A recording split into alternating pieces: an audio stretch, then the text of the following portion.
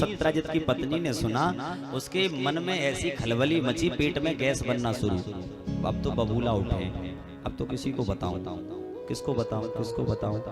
उसकी सहेली आई, खूब कोशिश की, न बताऊं। महाराज ने, पतिदेव ने मना किया है, लेकिन पेट में बात ना पचे। और स्त्रियों को तो शाप लगा हुआ है। महाभारत के अनुसार युधिष्ठिर जी महाराज ने अपनी मां कुंती के साथ साथ पूरी स्त्री जाति को, पूरे स्त्री समाज को ये साप दिया है कि आज के बाद कोई भी स्त्री कितनी भी गूढ़ रहस्य की बात क्यों ना हो, अपने पेट में पचा के नहीं रख पाएगी, किसी न किसी के सामने तो उगल ही देगी। जो बात ये कहा जाए ना कि इसे छिपा के रखना है, उस बात को जरूर बताएगी। और बातें बिना बात की बात उन्हें भले ही छिपा के रख ले, लेकिन जो बात छिपा के रखनी है उसे जरूर बताना है, उसे नहीं छिपा के रख सकती। इधर ये सत्यजित की पत्नी ने अपनी सहेली से, बहन एक बात बताऊं, हमारे पतिदेव कह रहे थे कि हमारे देवर जो थे वो मणि लेके गए थे जंगल में, और वो कृष्ण कन्हैया है ना, काला काला का, कहने को तो बहुत बड़े देश का, हमारे राज्य का राजा है, राजकुमार है, लेकिन हो सकता है कि उसी ने वो मणि चुरा ली, ऐसा हमारे स्वामी कह रहे थे, मुझे नहीं पता।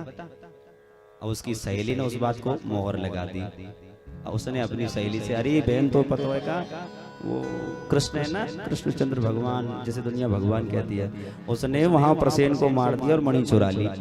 उसने मोहर लगाई, उसने अपनी सहेली से, उसने अपनी सहेली से एक कान दो कान करते करते वो पूरे राज्य में बात फैल गई। 2-3 दिन में, 4 दिन में पूरे राज्य में बात फैल गई, द्वारिकापुरी में।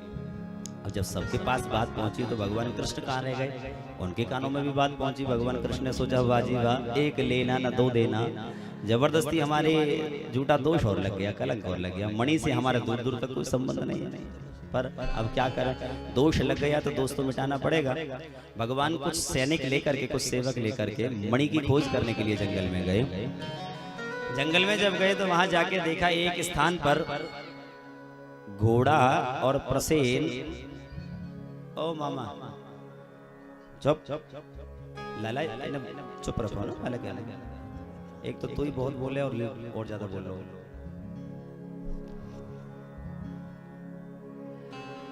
एक जगह, एक स्थान पर जाकर के देखा घोड़ा मरा पड़ा है, प्रसेन भी मरा पड़ा है। वहां से आगे शेर के पैरों के निशान देखे, शेर के पैरों के निशान के पीछे करते करते आगे गए भगवान। तो वहां आगे जाके देखा कि शेर भी मरा पड़ा है, और वहां से आगे एक भालू के पैरों के निशान, उनका पीछा किया। पीछा करते करते गुफा के द्वार पर पहुंचे, और वो पैरों के निशान अंदर जा रहे हैं। तो भगवान ने सैनिकों से कहा, भैया तुम सब यहीं ठहरो, मैं अंदर जाता हूँ, 15 दिन तक इंतजार करना, लौट के आ जाऊं तो ठीक है, नहीं आऊं तो द्वारिका में जाकर के कहना कि कृष्ण तो मर गया, किसी जानवर ने कृष्ण को मार दिया। भाई अंदर पता नहीं है, मैंने भी अंदर जाके नहीं देखा, पता नहीं कौन जीव जंतु है, कैसा भयानक है, कैसा मांसाहारी क्या है, पता नहीं, इसलिए तुम यही इंतजार करो। और दोष मुझे लगा है, तुम्हें नहीं, तो मुझे दोष लगा है तो इसकी निवृत्ति भी मैं ही करूंगा। अब यहाँ से आगे की जो कथा है ना, बड़ी मार्मिक कथा है, जरा गौर करके सुनना। भगवान सैनिकों से कह करके जैसे ही गुफा में प्रवेश किए, गुफा में चलते जा रहे हैं, और गुफा में चलते चलते आज मन में विचार करते जा रहे हैं, धन्य है मेरे भक्तों के लिए, दुनिया में मेरे कितने प्रकार के भक्त हैं। कहने को ये द्वारिका के जो सेवक मेरे साथ आए हैं, ये भी मेरे भक्त हैं, और एक भक्त और जो कि कैसे मेरे अनन्य भक्त, मेरे प्राणों पर अगर कोई कष्ट आवे तो उससे पहले अपने प्राणों को त्यागने के लिए तैयार रहते थे। कन्हैया तू पीछे, पहले हम, घबरावे मत। कौन है ऐसे भक्त? मेरे ब्रजवासी ग्वाल बाल। वन में गौचारण करने के लिए जब भगवान कृष्ण गए तो अघासुर के रूप में, अजगर के रूप में असुर आया, अघासुर, और उस अजगर को देख करके सारे ब्रजवासी ग्वालवाल पहचान गए, भैया अजगर है। पर 2-4 ग्वालवाल क्या कह रहे, अरे कोई अजगर वजगर ना है, देखो देखो ये गुफा है, गुफा जान रहे हैं कि अजगर ही है, और मुंह फाड़ के बैठा हुआ है खाने के लिए, मारने के लिए, लेकिन क्या कहते हैं, नहीं नहीं नहीं कोई अजगर ना है, अरे भैया ये तो गुफा है। कुछ कह रहे हैं, अरे भैया तू देख ना रहा हो, ये देख अजगर की कैसी लंबी जीभ, या पाम धर के देखो कैसी लपलपा रही है, कैसी गर्म है रही। पागल हो क्या, ये जीभ नहीं है, अरे ये तो गुफा में जाने के लिए किसी भले आदमी ने सड़क बनवाई है, ऊपर से सूर्य नारायण की गर्मी पड़ी, सड़क गर्म हो गई, कौन सी बड़ी बात है, चलो चलो चलो अंदर चलो। एक बोला, अरे नहीं नहीं नहीं तुझे दिखता नहीं है, देख अजगर के दांत कितने लंबे लंबे दांत हैं। कुछ बोले नहीं नहीं नहीं ये दांत नहीं है। अरे गुफा में जब कोई साधु संत आएंगे तो साथ में झोली झंडा भी लेके आएंगे ना, तो झोली झंडा टांगने के लिए खूंटी तो चाहिए ना। अरे ये खूंटी है, दांत नहीं है। ऐसे मनोविनोद करते हुए और धीरे धीरे चले गए अंदर। चलते अरे चलो, और कुछ कहने अरे भैया हमें तो डर लग रहा, हम तो ना जा रहे। पागल होगा, युगल सरकार है सिर पर, तसल्ली दिल को रहती है, तुम्हारी नाव पानी में हमारी रेती में चलती है। अरे क्यों घबराते हो, हमारा कन्हैया जब हमारे साथ है, चलो भीतर देख लेगा कन्हैया।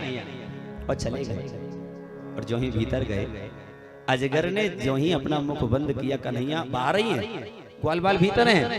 अजगर के जहर के प्रभाव से सारे ग्वाल बाल समाप्त हो गए, मर गए। अब कन्हैया सोच रहे हैं मेरे भरोसे मेरे ये भक्त इस अजगर के मुख में चले गए, अब इनका भरोसा तोड़ना तो ये उचित नहीं, मुझे भी अब जाना ही पड़ेगा। और आखिर में पीछे से भगवान भी चले गए। अब भगवान जब भीतर से पीछे से भीतर गए हैं तो जाकर के अपने शरीर को बढ़ाया और उस अजगर का उद्धार किया। आज इस गुफा में भी प्रवेश करते करते भगवान को उन्हीं ग्वाल वालों की याद आई। देखो तो सही, कहने को ये भी मेरे भक्त हैं और कहने को वो भी मेरे भक्त थे। ये बड़े बड़े वीर योद्धा हैं, लेकिन मेरे एक कहने पर ही सारे के सारे बाहर दरवाजे पे खड़े हो गए डर के मारे। हाँ भगवान सही कह रहे हैं, भीतर कोई जंतु जानवर हुआ तो खा गया तो मार देगा, नहीं जाएंगे भीतर। लेकिन वो मेरे छोटे छोटे नन्हे नन्हे 10-12 साल के 15 साल के ग्वाल बाल, उन्हें अपनी मरने का मृत्यु का कोई डर ही नहीं था। अरे हमारों का नहीं आते ना हमारे पीछे, हमें क्या डर है। राधा रानी हमारी सरकार, हमें डर काहे को। आखिर भगवान फिर भी आंखों से आंसू बहाते हुए सोचते सोचते भीतर चले गए। अंदर गए, एक भालू की कन्या जो है भालू के रूप में ही वो उस मणि से खेल रही है। भगवान ने जाकर के मणि को देखा, मांगना चाहा, लेना चाहा। वो रोते रोते अंदर दौड़ के गई, अपने पिता से कहा पिताजी पिताजी एक कोई मनुष्य आया है, मेरे खिलौने को छुड़ा रहा है। भालू उसने अपनी पुत्री को रोते देखा, बड़ा क्रोध आया। इतने में भगवान पहुंच गए। भगवान को देख करके युद्ध हुआ और कहते हैं 27 दिन तक युद्ध हुआ। इन दिनों में भालू न भगवान को जान पाया, न भगवान ने भालू से कुछ कहा, केवल युद्ध होता रहा, मल्ल युद्ध होता रहा। और इतने दिनों के बाद में उस भालू का अंग अंग टूट गया, नस नस टूट गई। तब उसने हाथ जोड़े, स्वामी मुझे क्षमा कर दो, अब मैं आपको पहचान गया, आप मेरे स्वामी भगवान श्री राम हो और मेरे प्रभु श्री राम ही ये नई लीला करने के लिए नया अवतार लेकर के पधारे हो। और मैं आपका सेवक जाम्बवंत मंत्री अति बूढ़ा, मैं आपका सेवक हूं, आज्ञा करें प्रभु। कैसे आना हुआ? भगवान ने बताया, तुम्हारी बेटी जिस खिलौने से खेल रही है, इस मणि के कारण बहुत दोष लगे हैं, झूठे कलंक लगा है, कई लोगों की हत्या हो गई, मणि लेने आए हैं। जामवंत जी हाथ जोड़ के बोले, प्रभु ये मणि अब मेरी नहीं है और इस मणि पर अब मेरा कोई अधिकार भी नहीं है। क्यों? मैंने अपनी पुत्री को ये मणि दे दी और हमारे यहाँ नियम है कि एक बार जो वस्तु अपनी बेटी को दान दे दी जाए वो फिर माता पिता अपने प्रयोग में वापस नहीं लेते। अब इस पर मेरा कोई अधिकार नहीं है। हाँ मेरी बेटी अगर चाहे तो मिल सकती है। भगवान बोले तो भैया कोई और समाधान? हाँ प्रभु एक समाधान और है, एक उपाय और है। क्या? बोले तुम मेरी बेटी के साथ ब्याह कर लो।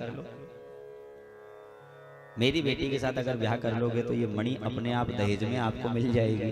भगवान बोले चलो भैया कैसो समय आए गए है, आज ये माथे पे लिखो भयो लगे भयो, जो कलंक है वह कलंक मिटावे के काज है, या रीछ भालून तो ब्याह करना पड़ेगा। पर ठीक है क्या करें, एक दोष मिटाना तो पड़ेगा और एक दोष मिटाने के लिए अगर एक दोष और लग जाए तो कोई बात नहीं, पर ये झूठा दोष नहीं लगना चाहिए। ये विचार करके इस जाम्बवंत की पुत्री का नाम जाम्बवती, जाम्बवती के साथ भगवान श्री कृष्ण का द्वारिकाधीश का दूसरा विवाह संपन्न हुआ। या भगवान के 2 विवाह हुए। इसके उपरांत भगवान ने वो मणि ला करके सत्राजित को दी और सत्राजित से कहा लीजिए तुम्हारी मणि। सत्राजित को मन में बड़ी ग्लानि हुई, बोले देखो कृष्ण ने चोरी नहीं की पर फिर भी मैंने झूठा दोष लगाया, तो अब क्या करूं? अपनी पत्नी से विचार विमर्श किया और अपनी पुत्री नाम है सत्यभामा। क्या नाम है? सत्यभामा। सत्यभामा का विवाह कर दिया भगवान श्री कृष्ण के साथ। भगवान के 3 विवाह हो गए। सत्यभामा के साथ विवाह करके वो मणि देने लगे, बोले लीजिए ये मणि ले जाइए, आप ये मणि मांग रहे थे ना। भगवान बोले नहीं नहीं, अब हमें ये मणि नहीं चाहिए, इस मणि की वजह से पहले ही बहुत दोष लग चुके हैं, कई लोगों की हत्या हो चुकी है, मणि तुम अपने पास में रखो, इसमें से जो धन निकले वो खजाने में जमा करा देना। भगवान चले गए। इधर पीछे से एक सतधनवा नाम का व्यक्ति रहा यहाँ द्वारिका में, उसे अक्रूर और कृतवर्मा ने बहका दिया। बोले तुमने ये सत्राजित ने अपनी बेटी का विवाह तुम्हारे साथ करने के लिए निश्चित किया था, और अगर अपनी बेटी का ब्याह तुम्हारे साथ करता सत्राजित का ब्याह, तो मणि भी तुम्हें मिलती, लेकिन देखो तुम्हारे साथ छल हुआ, धोखा हुआ, बदला नहीं लोगे? बोले जरूर लूंगा। रात को सोते हुए सत्राजित और उसकी पत्नी को तलवार से काट दिया, मार दिया। मणि लेके सतधनवा भाग गया। भगवान श्री कृष्ण उस वक्त हस्तिनापुर में थे। सत्यभामा जी ने जाकर के बताया, भगवान आए और आकर के सतधनवा का पीछा किया। सतधनवा का पीछा करते करते गए हैं, जाकर के देखा मणि नहीं मिली, क्रोध के मारे उसका अंत कर दिया, सतधनवा को मार दिया। सतधनवा मणि को अक्रूर जी के पास फेंक करके चला गया था। अक्रूर जी उस मणि को लेकर के और तीर्थ यात्रा करने चले गए, वहां बड़े बड़े यज्ञ करने लगे। उस यज्ञ की ऐश्वर्य और कीर्ति के बारे में भगवान को पता लगा, तो भगवान वहीं पहुंचे जहां अक्रूर जी यज्ञ कर रहे थे।